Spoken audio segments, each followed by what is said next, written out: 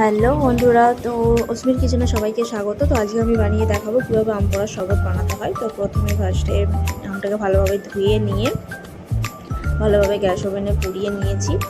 তো আপনারা চাইলে উনুনেও পুড়িয়ে নিতে পারেন। তো ঠান্ডা হয়ে গেলে ওর থেকে আমের খোসাটা ভালো করে ছাড়িয়ে নিয়ে এরপর যেই আমটাকে মিক্সার গ্রাইন্ডারে নিয়ে তাতে কাঁচা লঙ্কা, বিট লবণ, সাদা লবণ, রসুন, জিরে গুঁড়ো, সামান্য চিনি, ধনে পাতা আর সামান্য জল দিয়ে মিক্সিটা ভালো করে পেস্ট করে নেব।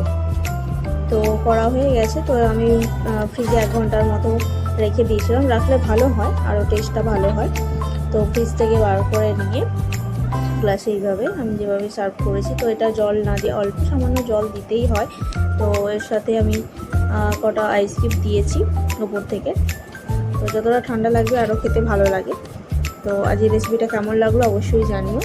নেক্সট রেসিপির জন্য অবশ্যই আমার চ্যানেলটিকে সাবস্ক্রাইব করো আর পাশে থাকা বেল আইকনটি প্রেস করে দিও।